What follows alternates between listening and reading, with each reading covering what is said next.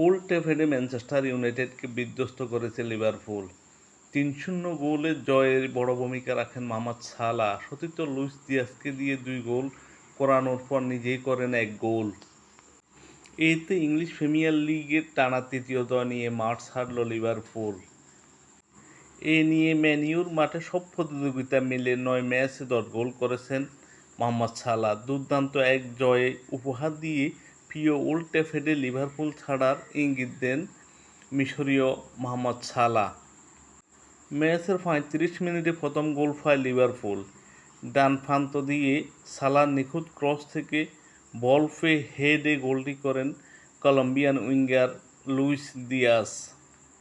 ৭ minute পর goal দ্বিগুণ করেন লিভারপুল। আবারও সেই একই কম্বিনেশনে মোহাম্মদ সালাহর অ্যাসিস্ট থেকে আবারও গোল করেন লুইস দিয়াস।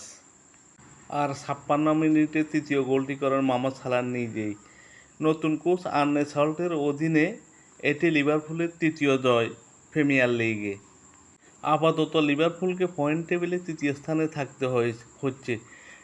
পয়েন্ট টেবিলে ১ নম্বরে আছে ম্যানচেস্টার সিটি।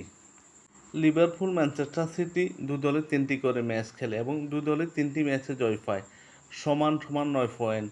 গোল ব্যবধানে এগিয়ে রয়েছে ম্যানচেস্টার সিটি। তবে ম্যাচ শেষে লিভারপুল ভক্তদের মন খারাপের খবর দেন মোহাম্মদ সালাহ। জানান, মৌসুম শেষে লিভারপুলকে বিদায় জানাবেন মোহাম্মদ সালাহ। ব্রিটিশ গণমাধ্যম স্কাই স্পোর্টসকে তিনি বলেন, গ্রীষ্মটা ভালোই কেটেছে। যেহেতু ক্লাবে আমার এটাই শেষ বছর, তাই চেষ্টা করব বাকি সময় ইতিবাচক থাকার।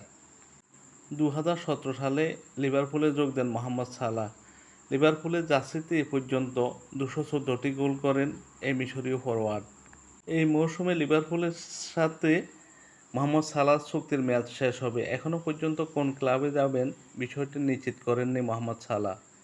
মোহাম্মদ সালাহ এক প্রশ্নের উত্তরে বলেন, এখনও পর্যন্ত লিভারপুল কর্তৃপক্ষ নতুন চুক্তি নিয়ে আমার সাথে কোনো আলোচনা করেনি। দেখা যাক, আপাতত খেলা চালিয়ে যাচ্ছি, ভবিষ্যতে কী হয়। ম্যানচেস্টার ইউনাইটেড সমর্থকরা ভেবেছিল ম্যাচটি হয়তো ম্যানচেস্টার জিতবে, না হয় ড্র হবে। এতটা আধিপত্য বিস্তার করে খেলবে লিভারপুল, ম্যানচেস্টার সমর্থকরা ব্যাপারটা মেনে নিতে পারেনি। ম্যাচ শুরুর আগে ম্যানচেস্টার ইউনাইটেডের কোচ এরিক টেন হ্যাগ প্রত্যাশা করেছিলেন ম্যাচটি হয়তো তারা জিতবে বা ড্র হবে, কিন্তু লিভারপুল এতটা আধিপত্য বিস্তার করে খেলে ম্যাচটা একচেটিয়া নিজেদের করে নেবে এটা প্রত্যাশা করেনি।